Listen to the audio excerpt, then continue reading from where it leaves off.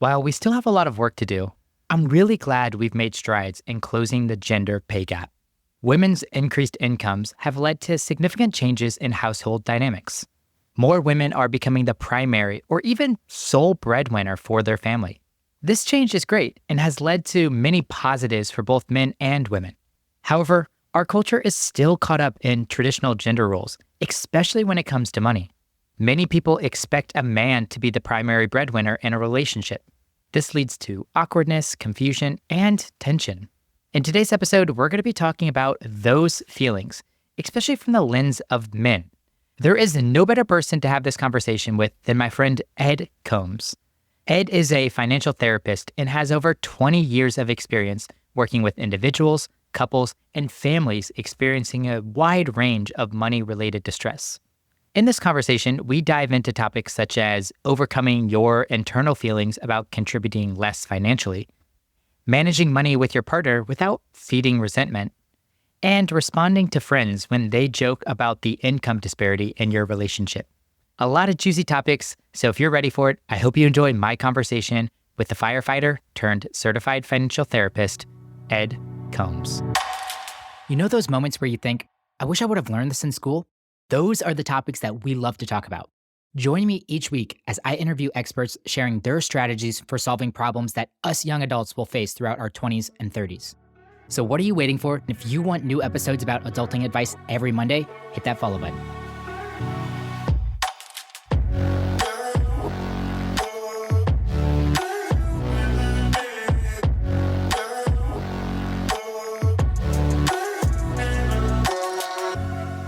Well, Ed, I'm excited for this conversation. We kind of workshopped this topic back and forth, and I think if it's okay with you, we're going to draw on a lot of personal experience. You're also a financial therapist, so I'm sure you'll be able to bring in some of the conversations and the situations that you've seen through that practice. I know we both have somewhat similar experiences around the topic today, which is when she makes more than you. And I think this is a really hard topic, and it's been an evolving topic, maybe a little less for me. I'm just turned 31, so I don't know if I've necessarily been in the world where men always made more money than women, and then that kind of has been slowly changing. But even talking to my parents or my grandparents, that was not necessarily the case. So I got curious, and I went and did some research, and it looks like since about the 1970s, when at that point in time, men were the primary or sole breadwinners about 85% of the time. And since then, over the last 50 years, that's shrank to 55% of the time. We're now about equal, half and half, in terms of primary or sole breadwinners. And there's been a lot of conversation about women breaking the glass ceiling and all of that, but I think less of the conversation on how that's making some of the men feel. And if we're going to be honest, it's not always a great thing either. So just kind of teeing up the conversation for today, that's what I'm really excited about. And maybe we can start with your experience or your dynamic right now. So I believe your wife is a dentist and you've had a couple of career paths. Can you kind of give us a summary on where you were and where you're at now? Yeah, absolutely. So, I started my career professionally as a firefighter and thought that I would be a career firefighter. I'd ultimately become a fire chief. That was kind of where I thought I was going. And I met my wife who was finishing dental school. And at the time that we met, and I started telling the guys at the firehouse about it, they're like, man, you got to marry her. And I love to say it's because I told them all these great attributes about her character and her person and how we have fun together. But no, it was because she was going to be a dentist. Let's just call a spade a spade. And I think most people would generally know and understand that a dentist is on a career path to make more money than a firefighter, by and large. Now, what people don't always know is some firefighters are very financially productive because they work as a firefighter, and so they have a stable salary job. They'll pick up overtime shifts, and they'll also run their own side business. And that can, usually it's in the trades, it's in construction, tile work, electrical. There's a guy that did pressure washing business, so they figure out how to produce a pretty healthy income. But I didn't want all of that. I didn't want to have to work a second job. And so when I met my wife, initially it was like, this is great, and yes, all the personal attributes. We met at a time when I had just lost a good friend to suicide, and her character really showed up. And so it wasn't just about marrying her for her professional identity. It was about who she was with me while I was going through a profound loss. But the reality of going from spending a lot of time with firefighters and kind of trades folks to hanging out with doctors, lawyers, people with graduate degrees was a new world to me. And it was both exciting and overwhelming and scary. There's a part of me that didn't feel like I belonged. So there is this lens of like social class. I'm from a blue collar background. My father's an electrician. My mom was a teacher's aide. Like, I didn't grow up around loads of professionals. My parents were not professionals in a white collar sense of the term. Now, both my parents took their work very seriously. They were diligent. They did great work. But there is a big difference when you cross from blue collar working class background into white collar professional. And so all I say, what I initially thought was like, this is going to be great, has ended up over the last 17 years, led me on this journey of trying to figure out, why do I feel insecure next to my wife who makes more money than me? What is this all about? And why am I feeling it? And I am fortunate because she doesn't hold it over my head in any way, never has.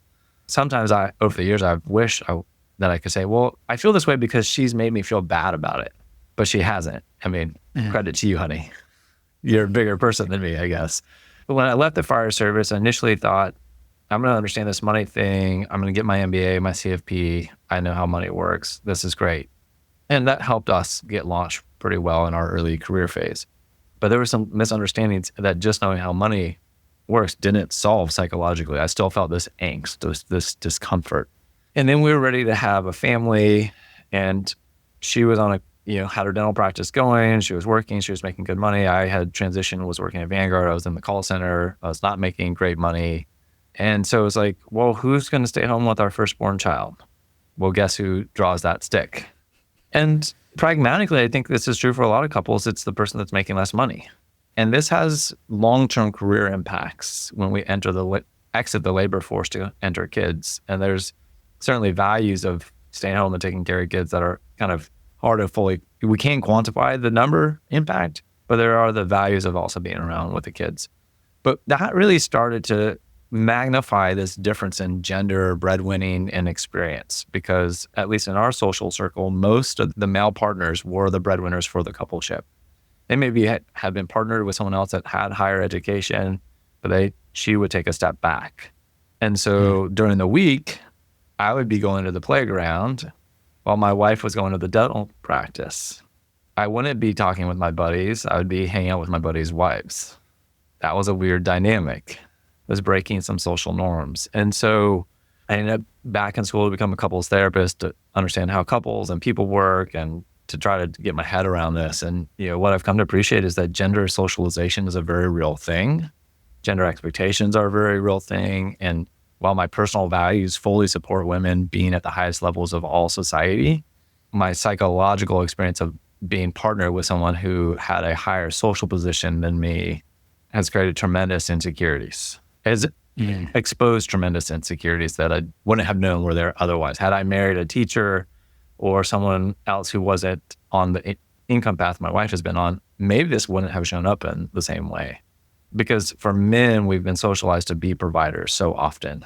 That's what we've seen. At least, and when I say men, I want to be sensitive to realize like that's also a stereotype, because there's plenty of men that grow up with other men in their lives directly connected that are not providers and struggle to be providers for a number of different reasons. And so I want to be sensitive when I say men. I need to qualify it and say some men. I think I've trailed off on your initial question, but I like the trail that you're paving right now. And I mean, you kind of gave us the crux of this issue. It's like you fully support women. Let's just rule women out of it, but your wife and her income trajectory and her success. Yeah. But at the same time, it's making you feel insecure, and to no fault of her own, not because she shamed you or she makes fun of you, but because of both internal and I'm guessing external pressures around gender norms and kind of what you think you should be in terms of the provider in this relationship. Is that fair? Yeah, absolutely. And it was one of the most enjoyable, because here we have our firstborn child, and also a very lonely time where I felt like there's nobody else that's sharing this similar type of experience of being a stay-at-home dad. I would hear the anecdotal, well, I know a stay-at-home dad over here. well, okay, where is this mythological creature? This was 13 years ago now. I mean, my oldest is 13, and I spent probably 2 or 3 years very solidly at home with him and kind of like wrapped my head around that this is going to be my role in life through grad school. And fast forward through the counseling program, through another graduate degree in financial planning, and really ultimately building a couples therapy practice around helping couples navigate money. So there are so many nuances to why people struggle to be connected and to see each other for who they are and what they're experiencing, and to bring empathy and compassion to that relationship. We very quickly start to fill in stories about ourselves and our partners that are usually only half truths or partial truths. What do you mean by that? Do you have an example maybe? I think this example fits what we're talking about is, when one partner said, so I ended up also working with a good number of blended families too, right? When we talk about money dynamics, there are many layers, and blended families adds a whole nother layer. And so does my partner care about my children from my first marriage as much as their kids from their primary or their first relationship? Yeah. And how do we navigate that? And how are we allocating financial resources from your biological children and your stepchildren? And does that feel fair? But you're earning 2/3 of the pie. So does that give you more power? Does that then mean your kids become more endowed? How do we navigate this with my children and what I'm trying to provide, even though I bring 1/3 of the income? That is a difficult situation right there. What is the response, or how would you help someone even think through or work through that? Because even take kids out of the equation, I think that's still a difficult situation. Me personally, if let's say Gabby makes 2/3 of our income, I don't know if you feel this way sometimes, then I almost feel responsible for only spending 1/3 of the expenses. Like there will be this shared pot of things. Yes, of course. But I might like second guess something like a $500 conference ticket. Is that for someone like for Gabby to kind of pitch in to pay for something like that when I'm only making a small percentage of our total income? I think this is kind of that timeless question. And it was a social post that I saw very recently, kind of asking this question about like, should she keep supporting him financially? And when does it become unfair? And as humans, we have this propensity towards wanting fairness. Now, how we evaluate what's fair, that's where we see the diversity. But we are wired, part of our psychological makeup is towards fairness. And so that's a good thing, but it also means that we end up in rub spots because what you identify as fair, Justin, and what Gabby identifies as fair may not line up. This is where we have to be, I try to be very sensitive about not imposing the air quotes fair for a couple, but I try to create a space for them to openly talk about and think about what is fair, where do your ideas about fairness come from? Because while my wife and I have organized around the all-in mentality, which is whoever's making whatever money, it's all in for the benefit of our family. And it's our responsibility to grow and nurture it for the benefit of our collective family. But that certainly doesn't mean that I haven't felt the pressure of like, well, geez, I'm only making a 25% right now or 10% or nothing for a little while. How do I accommodate for that? And this is where sometimes we have to start to say, well, it's more than the financial contribution to the relationship. There's other contributions that we're making. There's other currencies, if you will. Maybe it's I'm doing more of the emotional labor. Maybe it's I'm doing more of the household labor. And while it doesn't have a market value that's the same as your market labor, we're saying that these kind of balance the scales. So couples are never just trading in hard dollars. Yes. They're trading in time contribution. They're trading in relational contributions and emotional availability and financial. And so the balance sheet gets messy. It gets messy. It's a lot easier when it's just like, well, I bring in 100 and you bring in 200. We have 300, 1/3, 2/3. You're right, which would be like the math way. People would say, okay, well, then I'm responsible for 1/3 of everything that we're doing, and you're responsible for 2/3. Well, that doesn't usually end up always working out well. It doesn't. And you're right. There's this like the household labor conversation I hear all the time, or the childbearing responsibilities or whatnot. And maybe there's some quantification you can do for here, but like, there's no like currency that you can convert all of this to give you kind of apples to apples. There's not this this like evenness across that. Maybe some labor you can kind of think through it. Like, hey, I'm at work for 8 hours.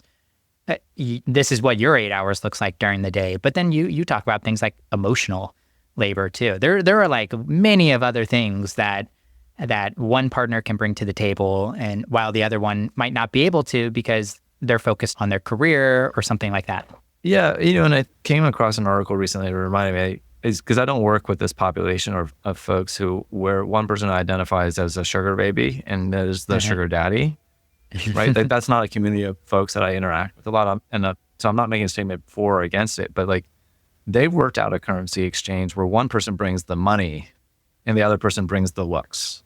Yes. And they feel like that's an equal trade. It's valuable. Now, whether you or I say that's what we want our life to be, okay, that's for us to decide. That's our own values.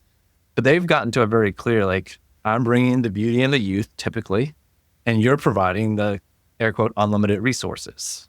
And so as long as you maintain the beauty and I've maintained unlimited resources, we're okay. But when that changes, then what are we going to do? Who are we to each other? And so this is really a question that couples are navigating over the course of long-term intimate relationships, is what we bring in and contribute, what we want to contribute will also ebb and flow. Maybe I wanted to be home and contribute to raising the kids. Or like when we first meet and we're young professionals, I want to have my professional identity. I want to go after it. This is fantastic. And you do too. And so we're both putting money in. Hooray. But then like, I want to have a kid and I want to be home with them. That's important to me. And so I don't want to make as much money, which then means the money you're making has got to support us if we're going to stay together. Now, what do we do? How do we reevaluate what's fair? Okay, now the kids are less dependent on me and you're still working and I've given up years of labor. I can't re-enter and you've progressed. And this is assuming an upwardly mobile couple. Couples have to continually revisit what's fair in their relationship. I think that's really my long way of saying the conversation of fairness is never a one and done. It's an ongoing conversation. And I'm glad that you pointed that out, because I do think a lot of this internal work and the work that you have to do as a couple to kind of overcome some of these income disparities, it sounds like a lot of that work is done through conversation about fairness and conversation about contributions, and making sure you guys both feel aligned. But as you know, that changes over time. Or maybe someone agreed to that, but like internally, they didn't 100% agree on that. And then there's like some resentment that builds over time, and it's kind of like pushed under the rug until it finally boils and explodes. 100%, right? Because in some ways, we're talking about this as if we arrive as fully developed, fully psychologically mature adults. But anybody really listening that's been paying halfway attention realizes that ain't the truth. Yes.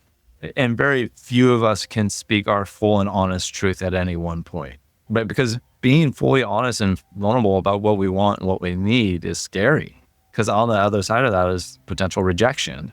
And especially when we're in the formation stage of our intimate relationships.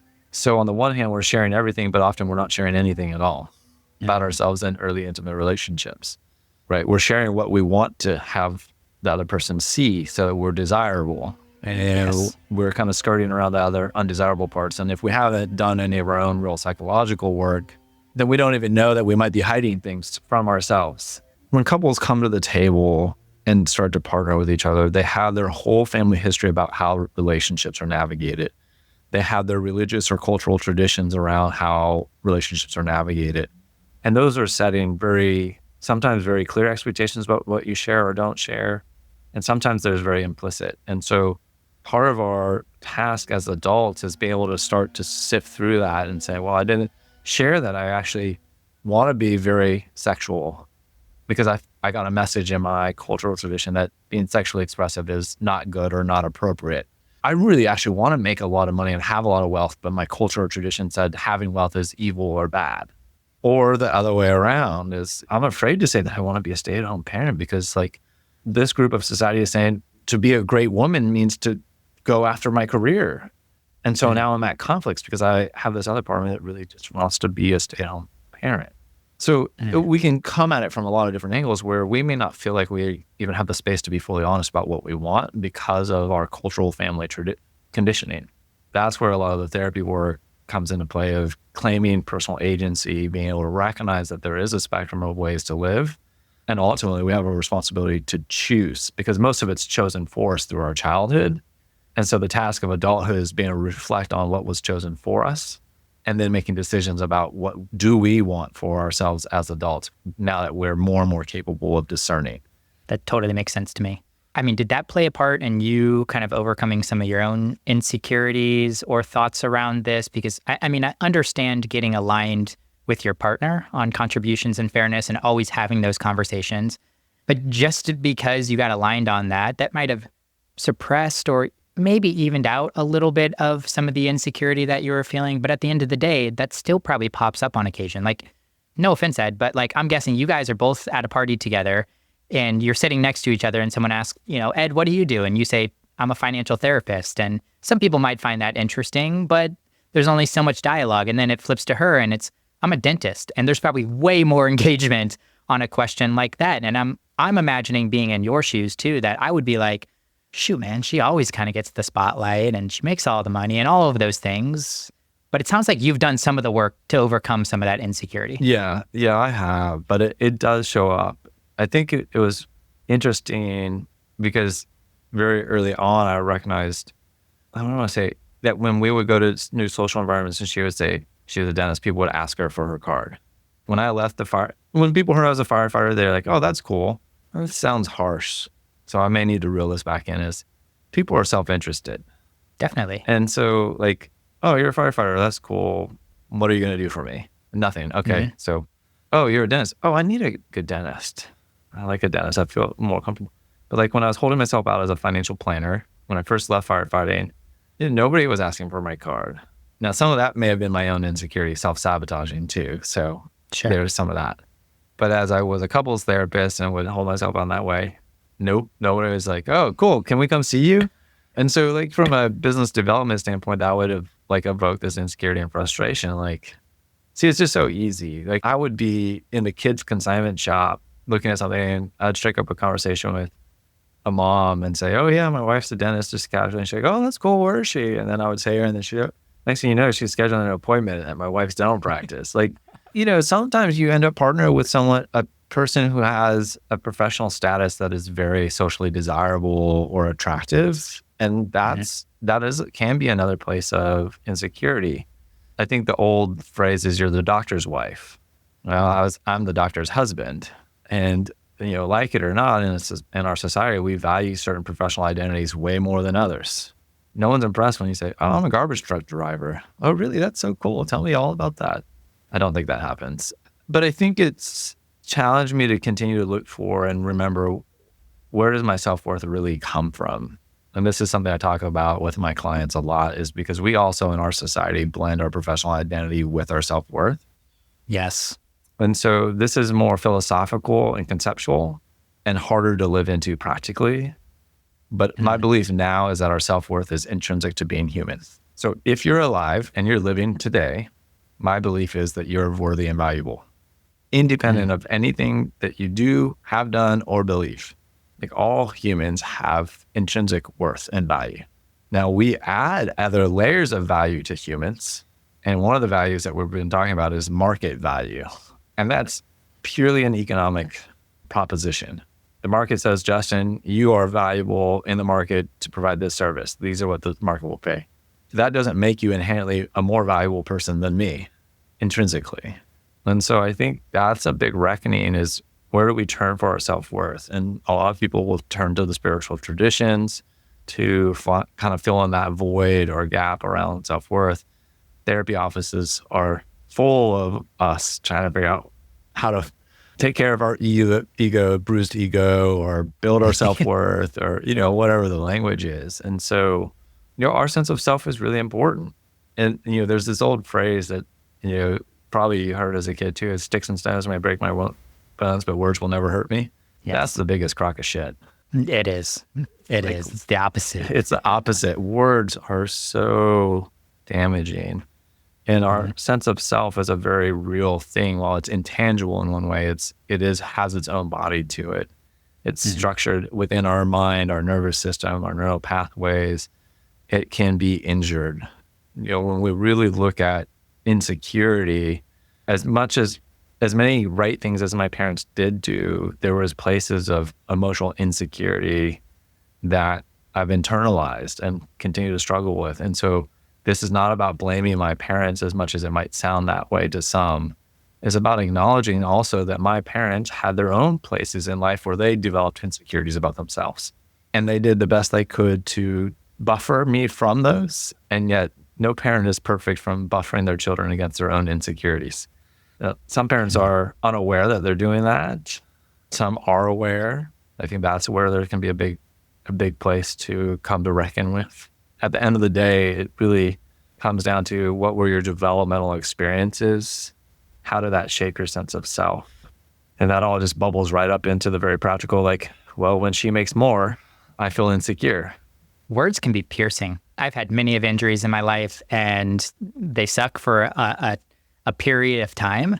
And then I kind of completely forget about them until maybe I look at a scar or something.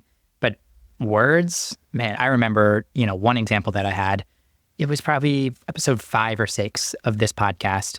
My buddy reached out to me and was like, hey man, been listening to the podcast. And I'm like, oh, cool. What do you think? He's like, you're really bad at reading your intros. I was like, whoa. And I'm like just getting going on podcasting. And then, it probably took me 100 plus episodes after that, good intros after that, to really overcome that kind of thought. And for a long period of time through podcasting, I would routinely say out loud, I'm really bad at intros. I'm really bad at intros. And that just once again, internalized from one offhanded comment from somebody that I still think about today. I know I've gotten way better at recording intros and developing intros on this podcast. And I like to think that I'm pretty good at it now, but I probably wouldn't have admitted that or even believed that a year ago. It has taken me a long process to unwrap that. Well, I appreciate you sharing that, because I think that that's what we have to remember when we're working with and talking with each other as friends, but also with our intimate partners, is that those experiences of that when that one person said that one thing that maybe we still remember consciously, and sometimes we don't remember consciously, but we've taken it on as we're not good at. Either we're not good, statement about safe, or we're not good at activity. In this case, the podcast is a very practical one, right? But my experience of you is like, hey, Justin's this cool guy. He's got this podcast. He's confident. He knows what he's doing. Meanwhile, there's this internal dialogue that, did I read that intro good? And probably not today on this one as much as it was 50 episodes ago. Probably today as well. It's always in the back of my head, but yes. It may have popped up, right? And so that's the other thing is why we're not able to extinguish those negative memories or experiences, right? And I think this is, to me, my understanding of a lot of mental health and addiction issues are trying to solve for that problem. Right? We drink excessively, we drug excessively to numb out or bypass these painful experiences that have become lodged in our brain. And really what we're hoping to do in relational therapy is create a safe enough place to process and talk about those experiences and to help ourselves recontextualize, re-understand what's being said and what was happening there in a way that allows us to regain our sense of integrity and worth.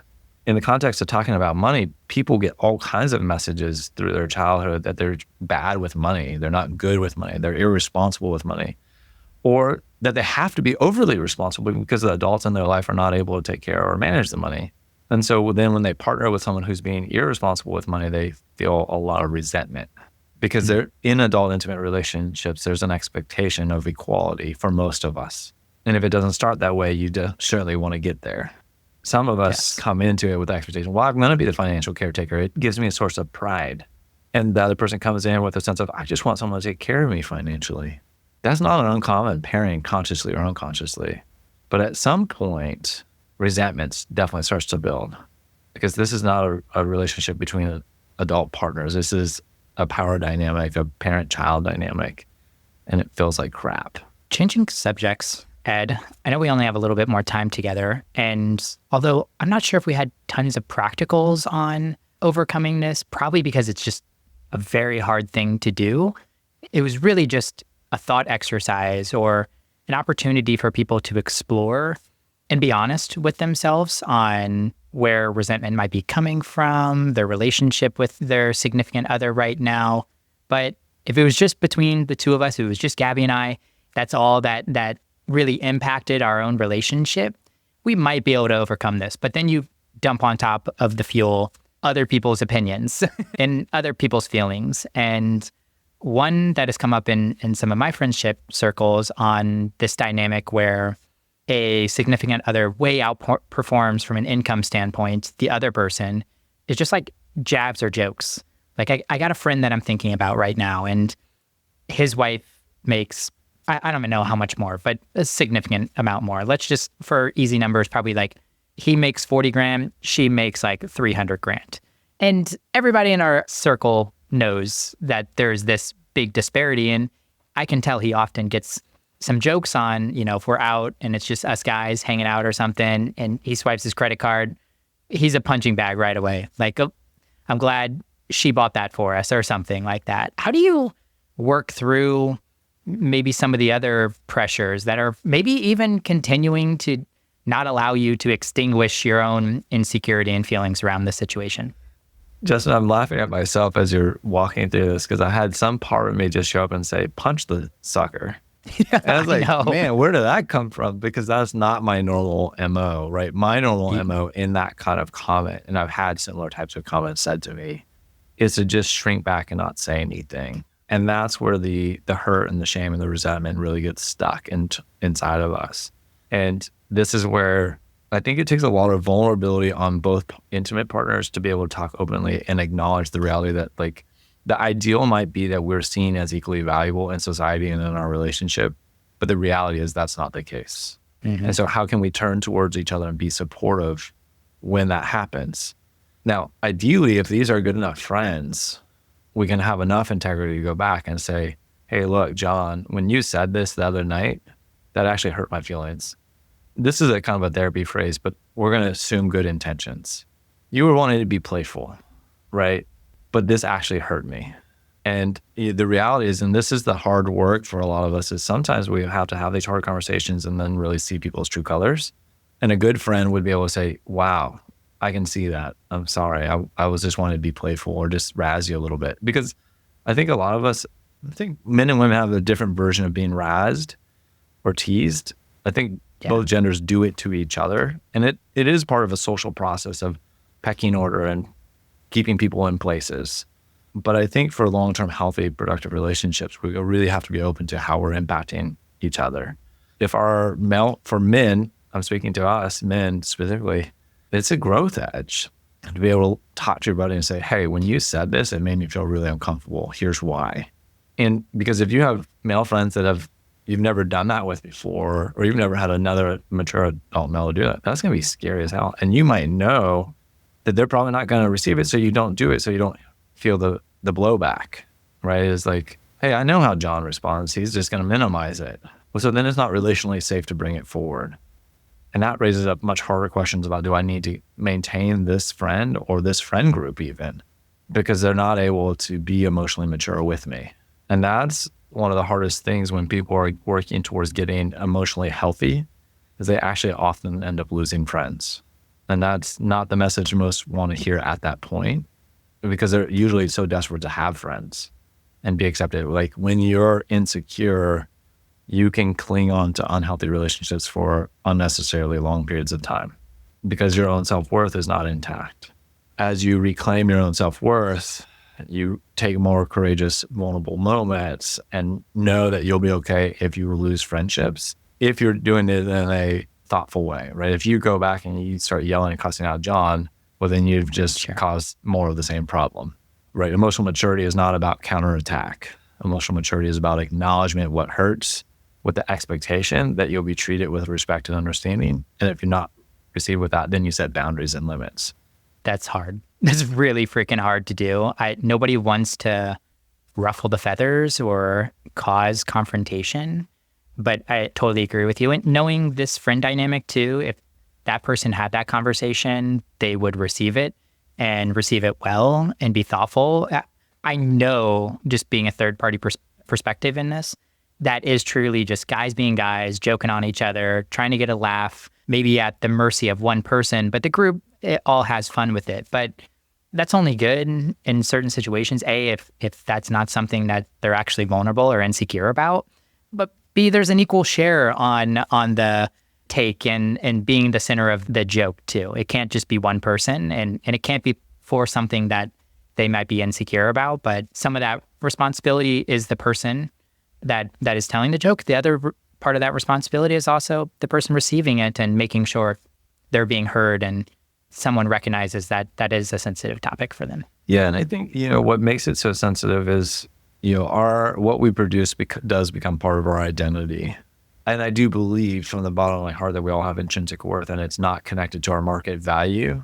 We're just psychologically too complex and sophisticated not to tie some of our identity and worth, most of us, to what we do in the marketplace. Mm-hmm. There might be some true sages out there that have really been able to disentangle fully their sense of who they are in the world and what they make, but good for them.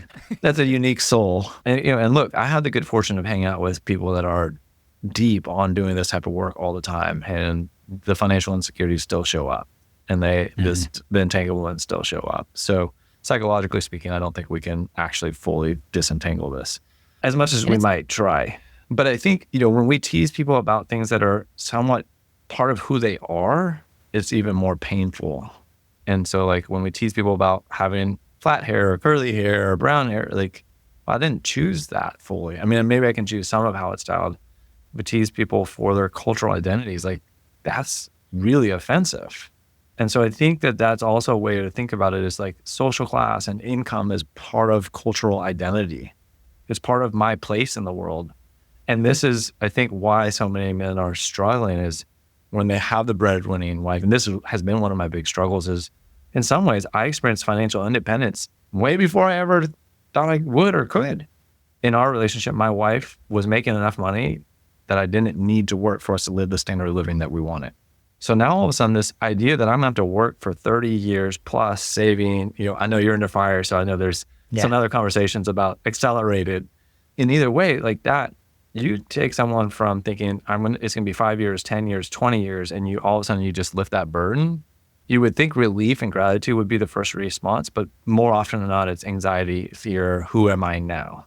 And this is what retirees, many, many struggle with. Even in a similar vein, I know somebody that is going to be getting an inheritance and has been getting an inheritance over time. And has required them not to even necessarily think about their future and honestly, even think about kind of what they're doing on a current basis. Like they can truly pursue a career that mostly interests them and has no connection to how much income they have. And once again, so many people, when they talk about this situation, are like, oh my gosh, that's amazing. But I know this person, I've had one-on-one conversations with this person, and it's daunting for them. They almost wish they got to forge their own path and they went through that struggle themselves. They feel a sense of responsibility and ownership to their parent because of that. And I can tell even their parent can sometimes guide them in certain ways because they are supplying this inheritance over time. It's not always just like sunshine and rainbows whenever a situation like this comes through. There's still a lot of internal work and some kind of insecurity or things that you have to think through with this windfall of money. Absolutely, 100%. And I think that's kind of one of those, I would call it money naivete. It's just not being able to appreciate or imagine. And it's understandable, from that position of having to work hard, having to be very thoughtful about money in my young 20s and dreaming and imagining about what it would be like to have so much more money. It's hard. It's part of maturing and growing up to realize this is just one perspective, but it's not everyone's experience. And on the other side, if you're the benefactor of having more money than the air quote normal population, you do realize that you're an outsider to a large group of people who have to work for a period of their adult life to sustain themselves. And there are real experiences that are formative in the process of having to develop income for yourself and support yourself and make it work. You grow psychologically through that experience. And if you don't have those constraints, then there's certain ways that you're less likely to grow. You have to find alternative ways to grow in those responsibilities of management. Man, I'm really disappointed that we're at the end of our conversation today. I'm sure we could go for hours. I have we hit maybe a quarter of my notes, which I expected in a conversation with you, Ed. But people want to explore working with you. You do financial therapy and couples work. Where can people go and kind of absorb more of what that could potentially look like? Yeah, absolutely. I appreciate you asking. So My firm is called Healthy Love and Money. And so if you head to that website, that's where you can find all the goodies. So yeah, the biggest thing that I'm doing with couples now is what I call therapy-informed financial planning. And so I really have wedded couples therapy, financial planning, and financial therapy together in an integrated way that helps couples go from a feeling of disconnection, hurt, resentment, shame. I can't imagine sitting down talking about our money to we're sitting down, we're looking at it, we're looking eye to eye, and we're having these meaningful, productive conversations. It's safe now for us to talk about it. And oftentimes couples need that external third-party support to go to there because their experiences up to this point have not felt safe. So there's nothing wrong with you needing an external third party that can provide that sense of safety and help both partners to understand themselves and their partner better. So that's kind of my primary offering. But if you're not there and you're like, man, but I want to keep learning more, I have a blog, I have a podcast, I have a book called The Healthy Love and Money Way, which goes through a lot of these concepts. So you can find all that great stuff on the website as well. Sweet. Ed, final question for you. If you had the opportunity to teach a 16-week class to a group of graduating college seniors on a topic that isn't normally covered in the classroom, what would you teach and how would you teach it? It's a great question. So I would teach The Couple's Guide to Financial Intimacy. It would be an experiential class where people would enter into, what's the word I want to use? Fake relationships. I would give case studies where you have to be John and Sally or Samantha and Joan and put them in real life situations and then have them figure out how to work. They're going to work through these messy spots. But what will we be learning about is the psychology of attachment. We would be learning about how the brain is wired around fear and safety and protection and the different anatomical parts of the brain, how they work. We would be learning about family history and family systems. We would be learning about how childhood trauma maps into your financial life. And then, of course, we would be learning about the spectrum of financial planning topics. So how do we budget? How do we invest money for the future to meet our needs? How do we navigate taxes? Taxes, Justin, I just got to say, holy smokes, couples get sideways on taxes, especially if you're an entrepreneurial couple. Like one of the biggest places where couples get sideways early on is they don't understand 1099 versus W-2 income. And so they spend all their entrepreneurial 1099 income and then have no money for taxes.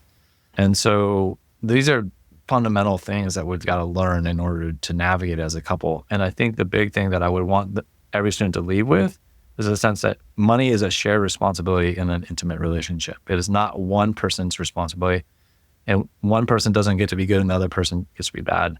And you asked me if we could talk about sex and sex therapy. That's 100% what I've learned also from sex therapy is it ain't just about the sex. It's about the relationship between the two. And then unless you have the relationship between the two, the sex ain't going to be good. Yeah. And I see that all the time with money as well. So if you want to have a thriving financial life, you've got to work on the relational side too. Well said. And honestly, if you want to just learn a little bit more, Ed, you were on the podcast before. It was a long, long time ago, actually over 100 episodes ago. So you can scroll all the way back to episode 47. And we had a pretty in-depth conversation about attachment theory and the 4 different attachment styles, which I know is one of your favorite topics to talk about. Absolutely. But Ed, this was such a pleasure. Thanks for coming on. Thanks for being so vulnerable and transparent in your situation and always blessing me with tons of knowledge. I appreciate it. Justin, I appreciate the work you're doing in the world to inspire and encourage folks. I mean, look, we're born in this world without a foggy idea about how to navigate most of it. And we spend most of our life just trying to figure out how to live this life called humanity. Yeah, no shame in the game and needing to learn and figure it out. I love it. Thanks again, man. Once again, this is Ed Coambs, Healthy Love and Money. Go check him out on his website. Ed, this was awesome. Thanks so much. Thanks, Justin. Thanks for listening to the episode. As always, I appreciate your kind words. If you want to leave us a rating and review on your podcast player right now, that would absolutely make my day. If you want to find episode show notes, our blog, and other great resources, head over to tsirpodcast.com. If you have follow-up questions, an idea for a future episode, or just want to say hi, we have a contact form on our website, and those messages go straight into my inbox, and I promise you, I will reply. But all right, guys, I really appreciate you tuning in. I love you all, and you're not alone. Let's keep making it through our struggles together.